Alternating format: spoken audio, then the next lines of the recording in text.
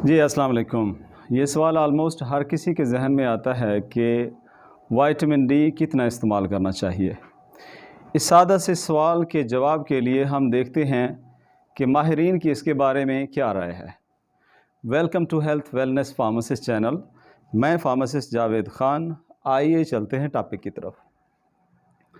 माहिरीन में vitamin D council के मुताबिक हर हेल्दी इंडिविजुअल को 2000 इंटरनेशनल यूनिट्स डेली यूज़ करने चाहिए, अगर वो हेल्दी इंडिविजुअल ज़्यादा सनलाइट नहीं ले रहा तो। और भाई हेल्दी तो वो हैं जिनमें विटामिन डी की कोई कमी नहीं होती। अब आगे देखना ये है कि जिन लोगों में विटामिन डी की कमी है वो कितना यूज़ करेंगे।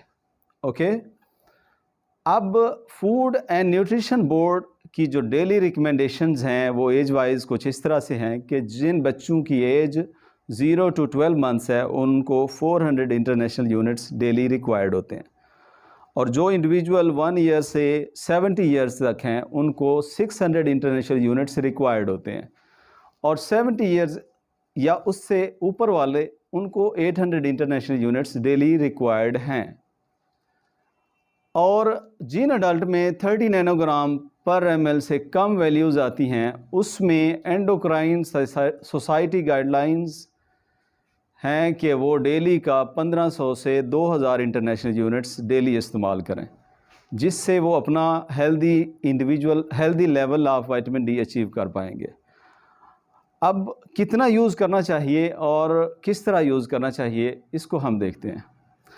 अब जब हमने विटामिन डी यूज़ करना है तो वो आपको मिलता है इंटरनेशनल यूनिट्स में, और जो हम ब्लड में टेस्ट करके देखते हैं वो हमें मिलता है नैनोग्राम पर ml में।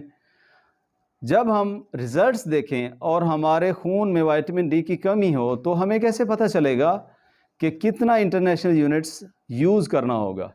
इसके लिए हम थोड़ी सी कैलकुलेशंस करके देखते हैं।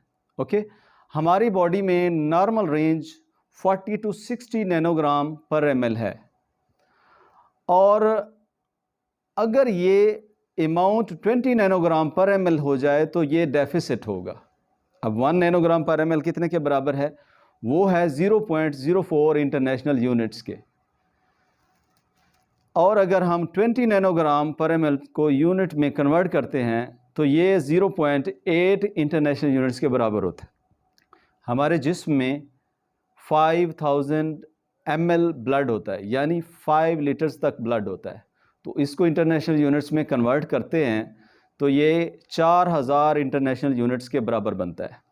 तो ये तो जो ऊपर 3 रिकमेंडेशंस हैं उससे तो काफ़ी ज़्यादा हो जाता है। अब बड़ी मज़े की बात ये है कि हमें जो ऑप्टिमम रिक्वायरमेंट है वो विटामिन डी की वो 40 to 60 नैनोग्राम पर ml है। ओके, अब हम देखते हैं कि हमें कितना इंटरनेशनल यूनिट्स बनेंगे ये 40 to 60 नैनोग्राम पर ml के। कैलकुलेट करें तो ये 8000 से 9000 इंटरनेशनल यूनिट्स बनते हैं। अब देखें रिकमेंडेड कितना है और हमारी बॉडी में वैसे कितना है। मुझे तो ये रिकमेंडेशंस जो हैं कुछ समझ नहीं आई। एनीवेज आगे देखें कि इसमें एब्जॉर्प्शन का फैक्टर भी आ जाता है कि हम जो चीज़ यूज़ कर रहे हैं, विटामिन डी यूज़ कर रहे हैं, हमारी बॉडी में कितना एब्जॉर्ब होकर जो उसका फंक्शन है वो दिखाता है। अब एक एस्टिमेट्स के मुताबिक जो नॉर्मल हेल्दी इंडिविजुअल्स हैं उसमें 60 to 80% तक एब्जॉर्प्शन होती है। विटामिन डी जो कि फैट सॉल्युबल विटामिन है, जब हम कोई फैट्स से बनी हुई कोई चीज़ इस्तेमाल करते हैं तो ये 60 to 80% एब्जॉर्ब होता है। एक हेल्दी इंडिविजुअल की बात कर रहा हूँ। ओके, इट मीन्स कि अगर हम 10,000 इंटरनेशनल यूनिट्स लेते हैं तो हमें हमारी बॉडी में ये almost 6000 to 8000 international units absorb होती है, बाकी ख़त्म ज़ाया हो जाता है। और यही तकरीबन एक नॉर्मल इक्वल टू तकरीबन जो एक नॉर्मल ऑप्टिमम रिक्वायरमेंट है उसके बराबर होता है। अब मेरे ख्याल में हमें डेली 10,000 इंटरनेशनल यूनिट्स लेने चाहिए, बिकॉज जो विटामिन डी की इम्पॉर्टेंस है उसके लिए ज़रूरी है कि हम अपने जिस्म में विटामिन डी का जो लेवल है वो एक ऑप्टिमम रेंज पे रखें। ओके, विटामिन डी हमारे जिस्म में इम्यून सिस्टम के लिए ज़रूरी है, बोन्स एंड टीथ के लिए ज़रूरी है, विटामिन डी एक ऐसा हार्मोन है जो हमारे स्ट्रेस को ख़त्म करता है, टेंशन रिलीज़ करता है to stay happy and healthy, इसलिए हमें ये यूज़ करना पड़ेगा। और आपको पता है कि almost 75% of the world population में विटामिन डी की कमी है। अब देखें 10,000 तो हम नॉर्मल के लिए यूज़ कर रहे थे, जब कमी होगी तो फिर कितना यूज़ करेंगे? अब आगे आ जाती है बात कि कुछ लोग कहते हैं कि ये ज़्यादा हो जाता है।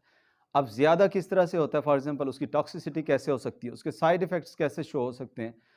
अब अगर आपने विटामिन डी ज़्यादा लिया है, जो कि 100,000s में आता है पर मंथ, आपने कोई 3-4 दफ़ा ले लिया तो फिर आपने कोई 3-4 महीने बाद आप में जो टॉक्सिसिटी के सिम्पटम्स हैं या साइड इफ़ेक्ट्स हैं, वो शो होना शुरू हो जाएँगे। अब जो मेजर इनका साइड इफ़ेक्ट है विटामिन डी के यूज़ का, ज़्यादा एक्सेसिव यूज़ का, वो है हाइपरकैल्सीमिया। अब हाइपरकैल्सीमिया जब आप उसको भी रोक सकते हैं, उस साइड इफ़ेक्ट को भी रोक सकते हैं। फॉर एग्ज़ाम्पल अगर आपने ज़्यादा विटामिन डी यूज़ किया है, जो कि एक आपको रिक्वायर्ड था, उससे ज़्यादा हो गया, टॉक्सिसिटी बनने के चांसेस हैं, then you have to use almost 2.5 litre से लेकर 3 लीटर तक पानी यूज़ करें साथ। तो आपके जो साइड इफ़ेक्ट्स हैं, वो मिनिमम हो जाएँगे। ओके? इसी तरह से आप विटामिन डी इस्तेमाल करें, 10,000 इंटरनेशनल यूनिट्स, और stay healthy, stay happy, stay tuned and fit, and hit the like button if you want more videos and learn from something new from our health wellness pharmacist channel. तो subscribe कर लें so that कोई भी informative videos आपको हम यहाँ पे upload करें तो आपको मिलती रहें। Thank you so much. मैं doctor Javed Khan signing off. अल्लाह हाफ़िज़।